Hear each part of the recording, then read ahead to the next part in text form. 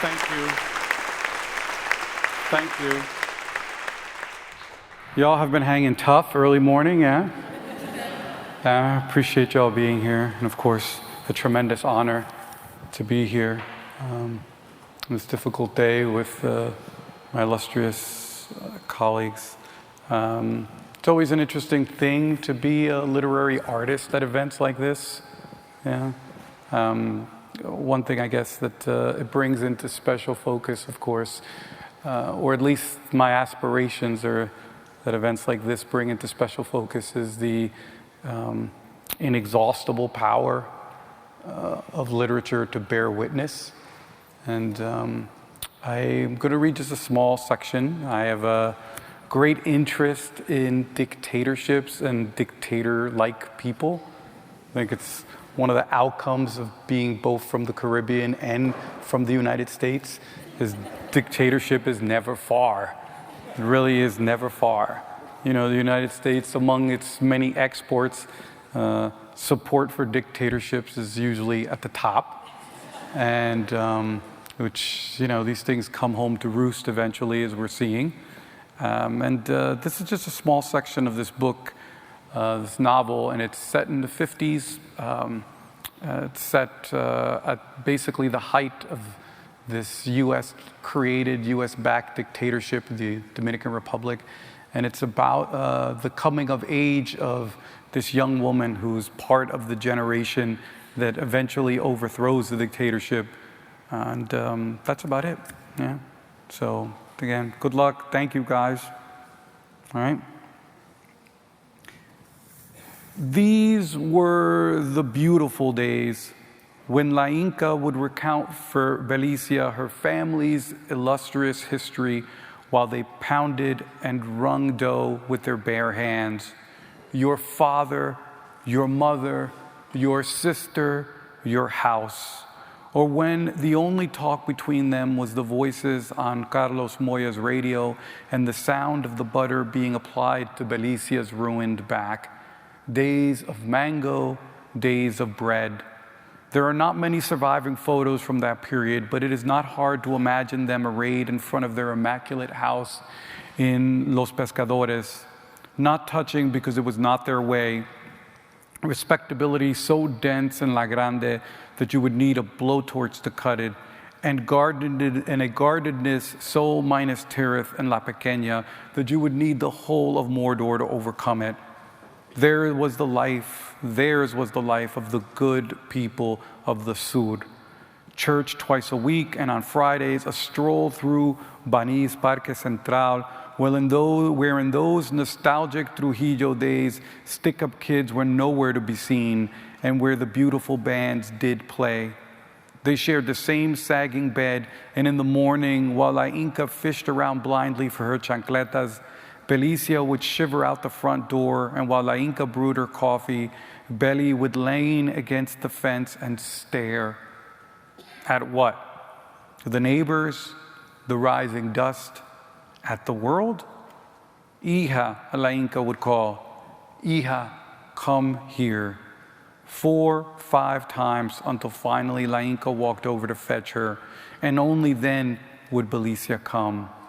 Why are you shouting? Belly wanted to know. La Inca pushing her back towards the house. Will you listen to this girl? Thinks herself a person when she's not. Belly, clearly one of those olla souls always turning, allergic to tranquilidad. Almost any other third world girl would have thanked Dios Santísimo for the blessed life she led. After all, she had a mother who did not beat her, who spoiled her rotten, who bought her flash clothes, and who even paid her wages. Peanuts, I'll admit, but that's more than what 99% of other kids in similar situations earned. Our girl had it made, yet she did not feel so in her heart. For reasons she only dimly understood, by the time of our narrative, Belicia could no longer abide working at the bakery or being the daughter of one of the most upstanding women in Baní. She could not abide, period. Everything about her present life irked her. She wanted with all her heart something else. When this dissatisfaction entered her heart, she could not recall. Would later tell her daughter that it had been with her all her life. But who knows if this is true? What exactly it was she wanted was never clear either. Her own incredible life, yes. A handsome, wealthy husband, yes.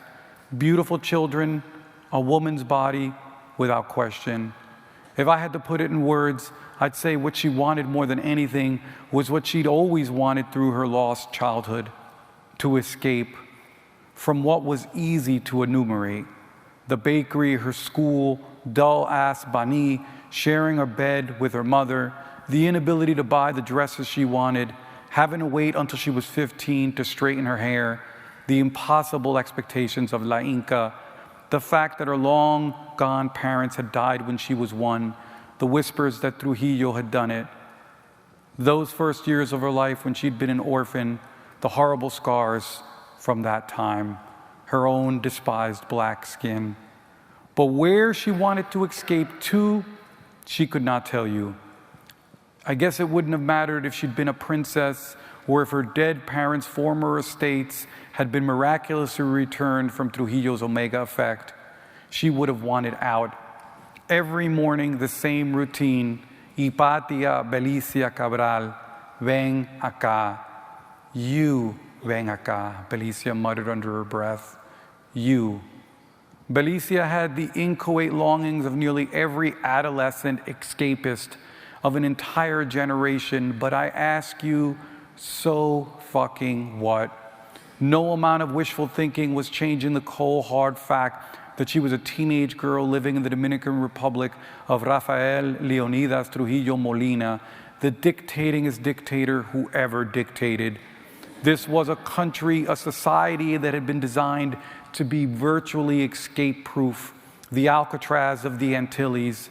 There weren't any Houdini holes in that Plátano curtain, options as rare as Taínos, and for an irascible, dark-skinned flaca of modest means, they were rarer still. If you want to cast her restlessness in a broader light, she was suffering from the same suffocations that was asphyxiating a whole generation of Dominicans. 20-odd years of the Trujillato had guaranteed that. Hers was the generation that would launch the revolution, but which for the moment was turning blue for want of air. The generation that, despite the consensus that declares change impossible, hankered for change all the same. At the end of her life, when she was being eaten alive by cancer, Belicia would talk about how trapped they all felt. It was like being at the bottom of an ocean, she said. There was no light and a whole ocean crushing down on you. But most people had gotten so used to it, they thought it normal, had forgotten that there was a world above. But what could she do? Belicia was a girl, for fuck's sake. She had no power or beauty yet, or talent, or family that could help her transcend. Only La Inca, and La Inca wasn't about to help our girl escape anything. On the contrary, La Inca, with her stiff skirts and imperious air, had as her central goal the planting of Belicia in the provincial soil of Bani, and in the inescapable fact of her family's glorious golden past. The family Belicia had never known, who she had lost early. La Inca expected Belicia to be the last hope of her decimated family, expected her to play a key role in its historical rescue mission. But what did Beli know about her family except the stories she was told ad nauseum? And ultimately, what did she care? She wasn't a maldita si guapa, with her feet pointing backwards into the past. Her feet pointed forward, she reminded La Inca over and over, pointed to the future. Your father was a doctor, La Inca repeated unperturbed. Your mother was a nurse. They owned the biggest house in La Vega. Belicia never listened. But at night, when the Alizé winds blew in, our girl would groan in her sleep. That's it. Thank you. Good luck, gang.